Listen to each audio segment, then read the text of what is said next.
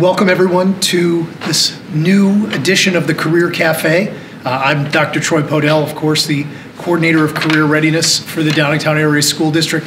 And with me today, and with us in the Career Cafe today, is an old and dear friend of mine, Mr. Sean Carlin. Sean, welcome. Thanks, Troy. Thank you for being with us.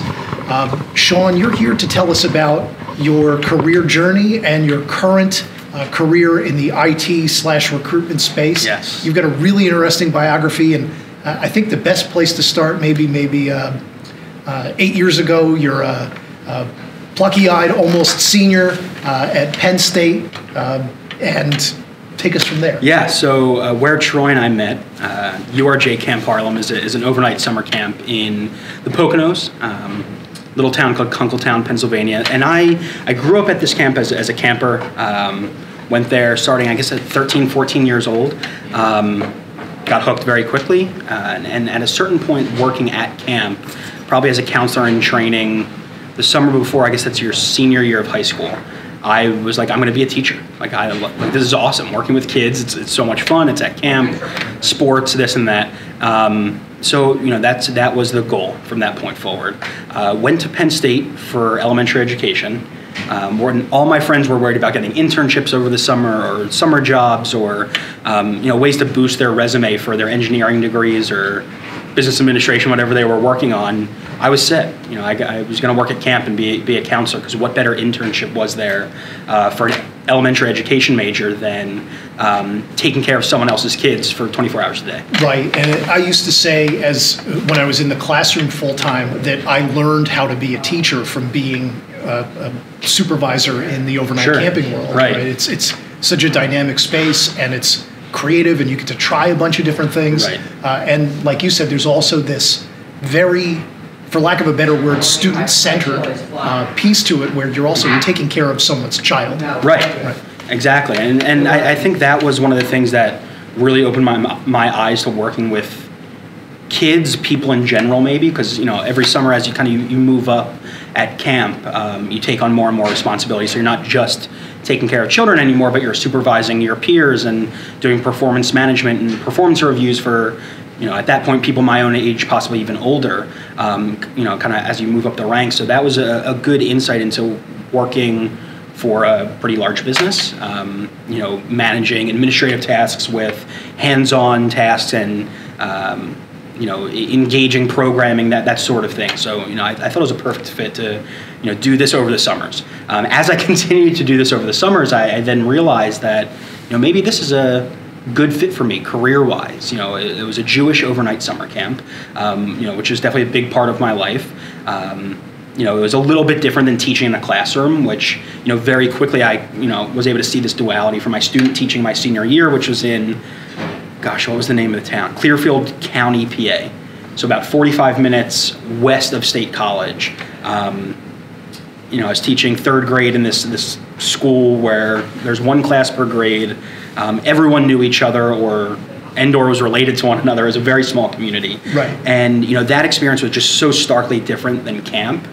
And I felt that kind of informal education environment was, a really fun fit. So when I graduated, I'd applied to a few schools in the area. I'm from Bucks County, PA, so I was applying to public school districts. I applied to some, I think, Quaker schools actually, were really intriguing to me, but ended up taking a job in New York City at a synagogue as a teacher and as an educator. And there it was very, very different than anything else I had ever experienced. One, I was teaching, religious school, so a brand new subject for me as an educator. But also the kind of paradigm of the team there was we spent 5.5 hours a day just planning. Right. So we were only teaching these kids when they came to us after their regular school hours. So I was teaching for 2 hours a day maybe, Monday through Thursday, but had 5.5 hours or so during the day to just plan my lessons for the following week. So a lot of intention got put into the programming, a lot of follow-up, even for just a 45-minute to an hour lesson.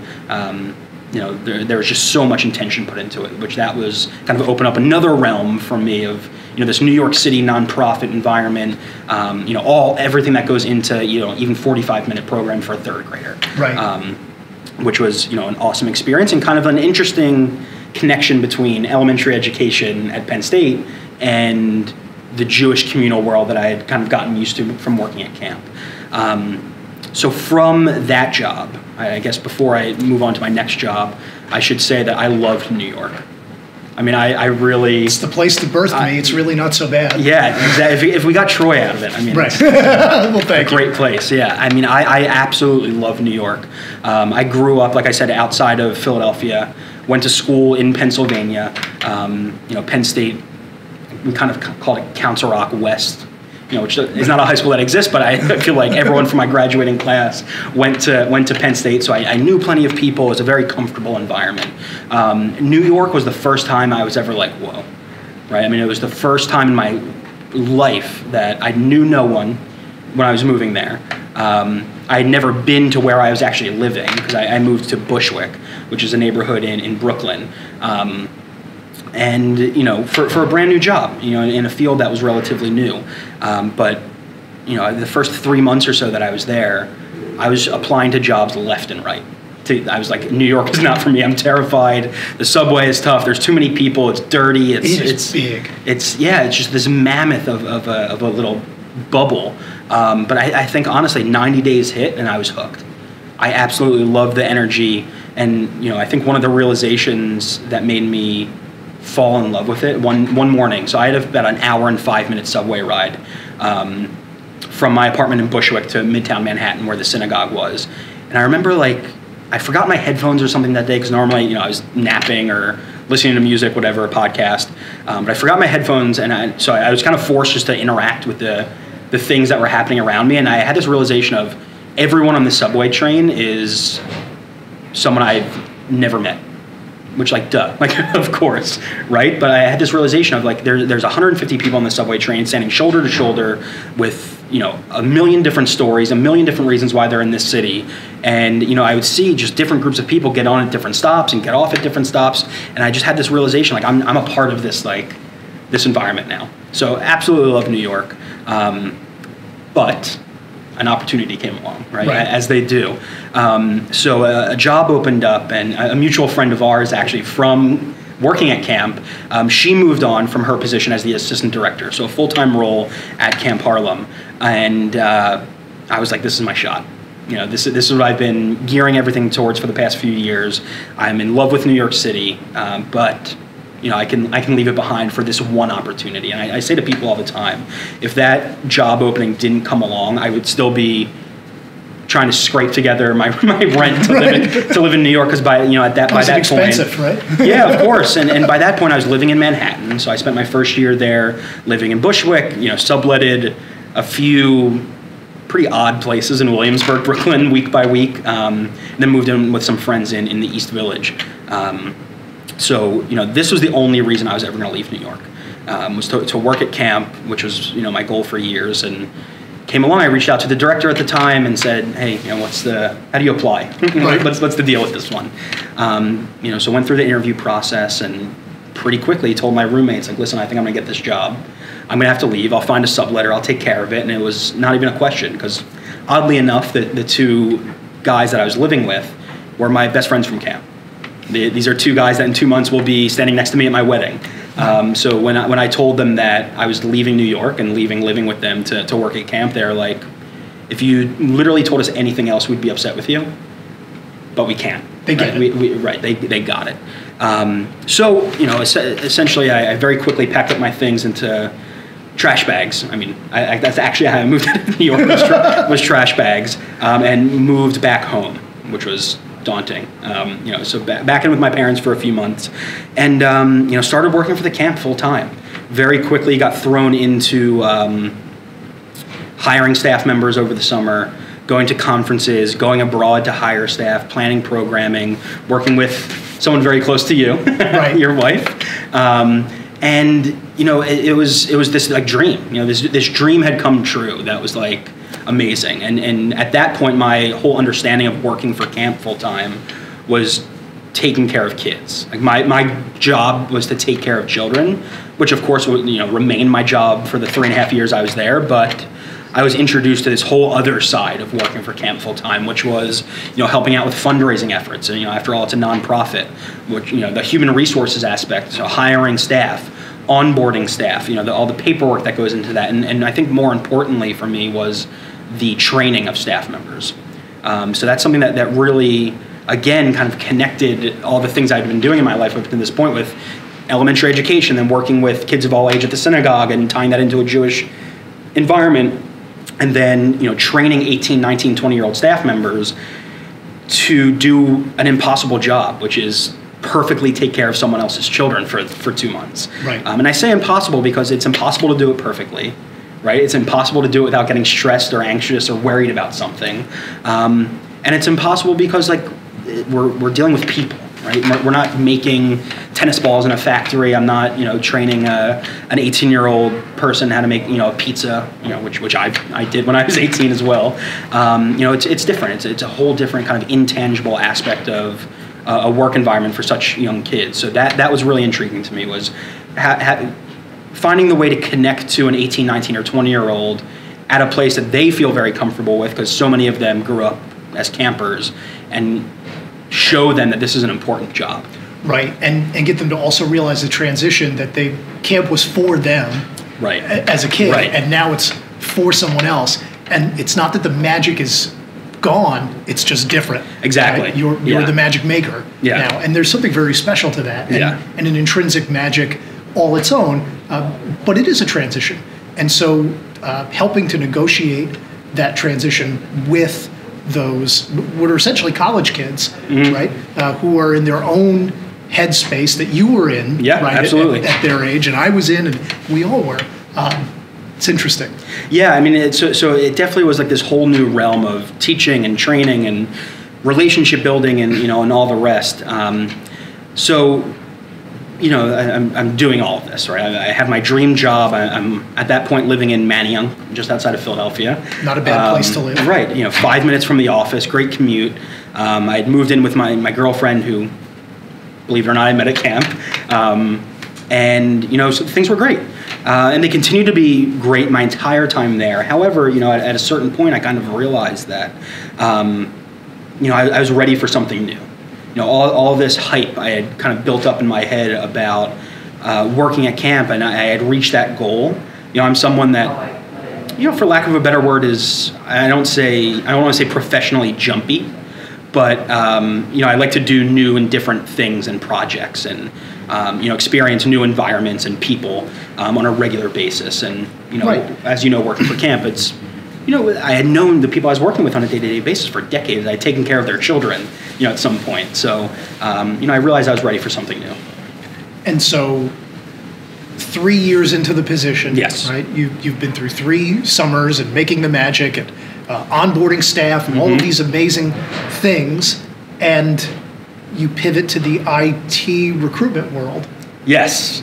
So how does that work? Yeah. So that pivot took some time, I will say. So I had realized working at camp that human resources, that umbrella was interesting to me. At the end of the day, working with people is what attracted me to teaching, attracted me to New York, attracted me to camp. At camp we're hiring staff from all over the world. I was traveling to hire them, to train them, all this. So it really, the people was the interesting aspect. So I started looking into the HR world. I was applying to jobs that sounded cool, sounded interesting. Looking back, I was applying to jobs that were well above my pay grade. There's no reason I should have been applying for an HR director at some large corporation in Philadelphia, but it was a learning process. So I ended up landing on recruitment because of great mentors of mine. Whether they're from college or friendships, camp, wherever. They said straight up, it might be difficult for you to get into the HR generalist world, right, or Sure. HR management world right away because of your background and your lack of experience, this and that.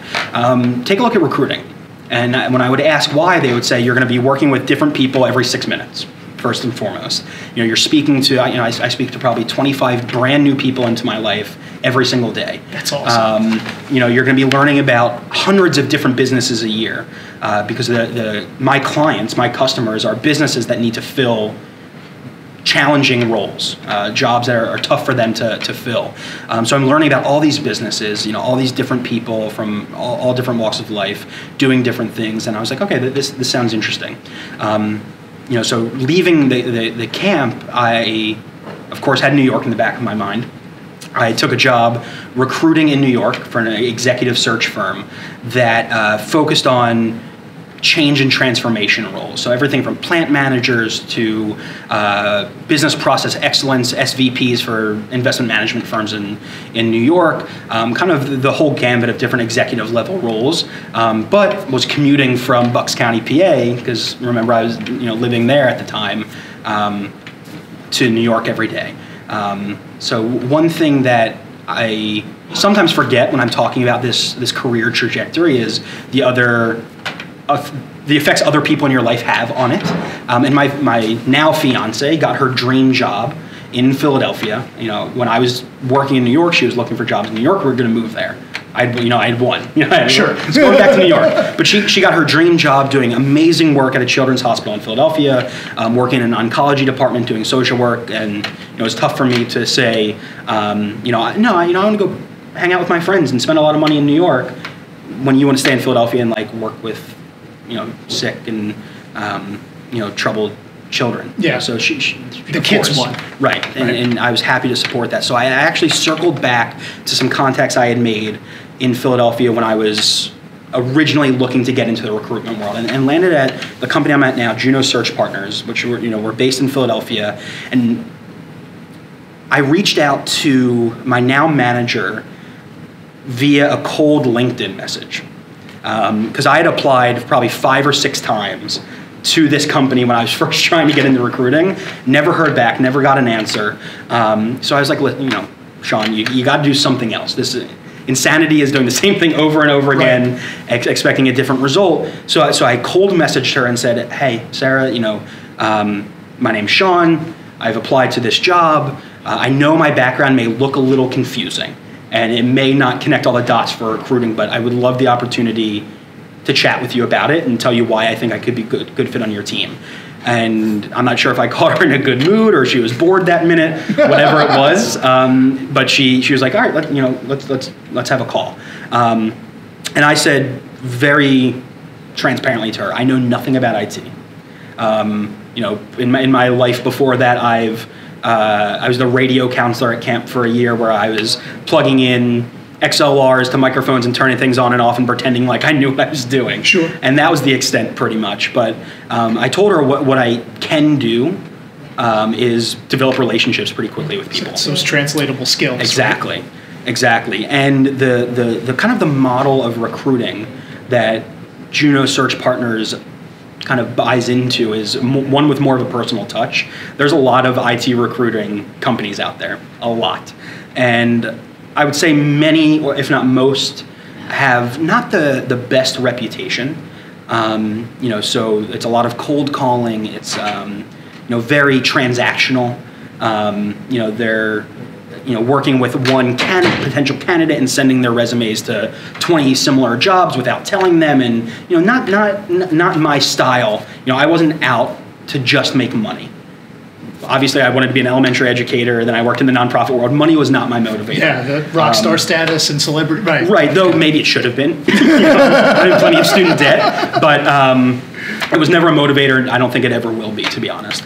But when I was told in this first phone call by my now manager that we want you to be out of the office. We want you to take people to coffee and meet people and bring them into our office. Go to networking events and conferences and this and that. Because a message on LinkedIn or cold calling 100 people during the day does not develop a relationship. Right. And if you're trying to convince someone or share information with someone about a new job, having gone through 2 job changes very recently by the time I was talking to her, that's a stressful time. I mean, it really is. You're possibly uprooting your family. You're making significantly more money possibly, which changes a lot of things. You're maybe taking a pay cut for a better commute. You're balancing different offers, all these different things. And if you don't really know a person or have, at least a better than introductory relationship with someone, it's tough to manage that process. So, right, and executive search or IT search, pardon me, in this case, It's kind of a quasi-sales job, Yeah. right, to some extent. And, Yeah, absolutely. My own career history working in business-to-business sales, that was the same thing my manager impressed on me, is that when you build relationship with people, you can do anything, right? Sure. That's a translatable skill that everyone wants. And B, you're not really selling anybody anything anymore. You're making matches, right? You're finding people's needs, and then you're also counterbalancing those with solutions that you can offer. And in this case, you're matching people to a career or to an employer. That's a beautiful thing. Yeah, and I kind of had to wade through some things to find the magic, right, in it at first, because there's a learning curve. I was making flashcards to study on the Scepter ride home every day to learn what Java was and how it connected to different frameworks and all these terms that were new to me.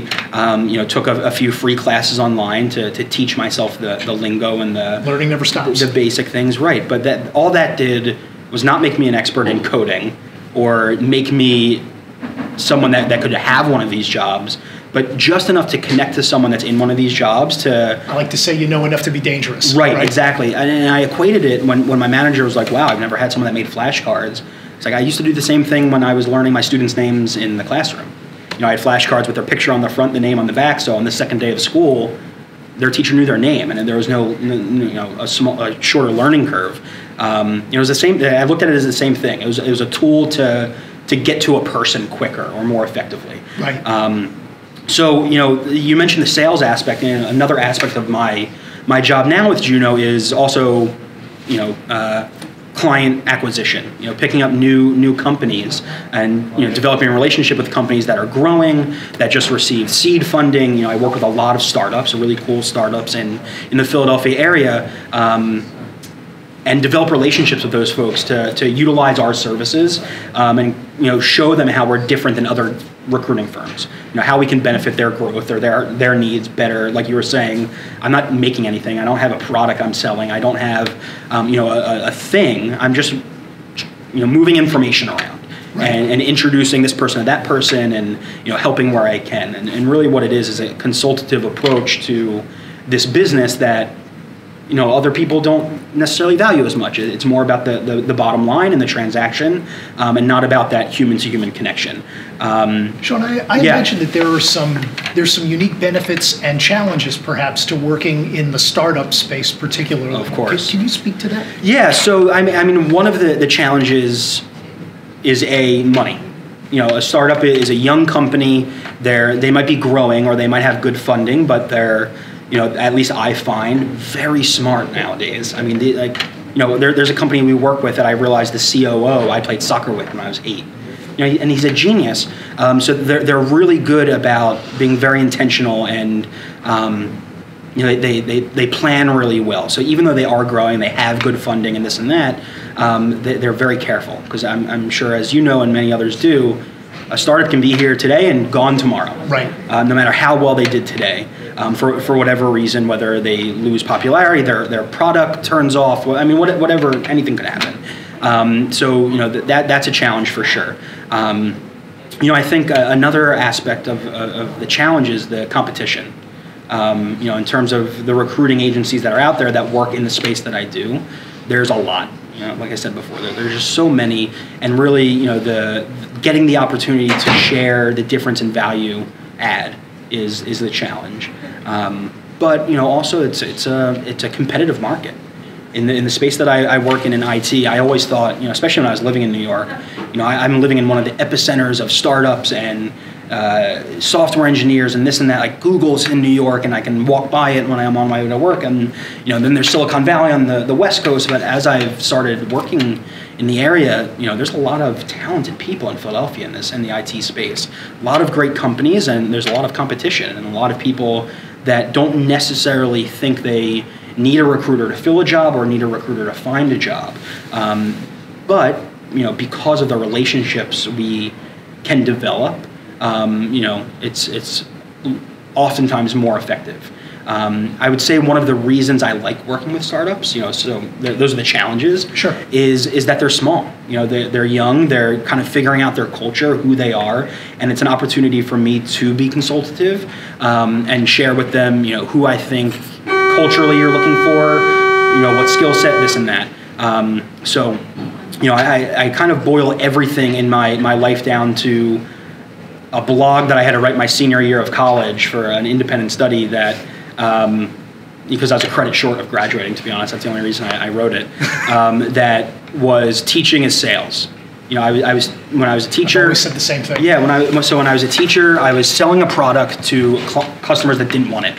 No third grader wakes up and is like, I want education, I want social studies and math, but I was selling it and I had to figure out a way to do it, and that was by developing a relationship. Right. And once they know how much you care, they care what it is that you know. Exactly. That's awesome. We have a student who has ownership over editing and that's very cool. Space. It's really cool. That's awesome. But I think there's a theme to be teased out of your story. Yes. It's the value of relationship and relationship building, not only as a transportable skill for you, but it's led to all of your different career transitions. Absolutely. Right. And it's so valuable and so neat. Other than the value of cultivating relationship with others and networking, if we have a young student out there who's watching, who's interested in a career in the IT field. Sure. You literally have spoken with hundreds, if not thousands, of these professionals. What advice do you have for somebody trying to break into IT? So, I think it's be hungry to learn. The IT field is changing every single day, whether it's a new technology, a new product, whatever it is.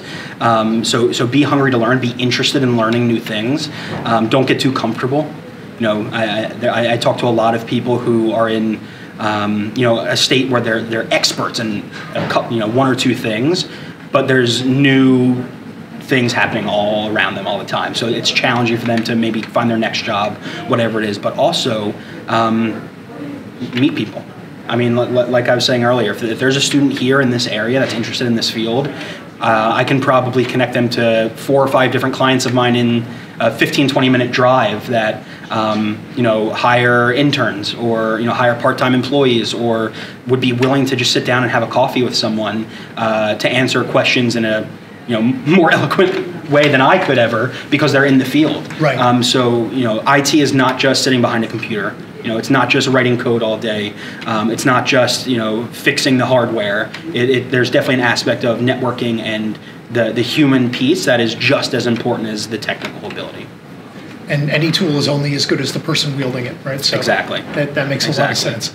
And Sean, I'm sure you and I will have further conversations about placing students in IT internships. Absolutely. It's a popular topic. And students, you can actually earn Downingtown credit toward graduation for those IT internships. So please make sure that you reach out to me and reach out to Sean, who I'm sure will be happy to help you out. Sean, I want to thank you for coming to the Career Cafe today and for sharing your story. And with that, Internet land, have a wonderful rest of your day.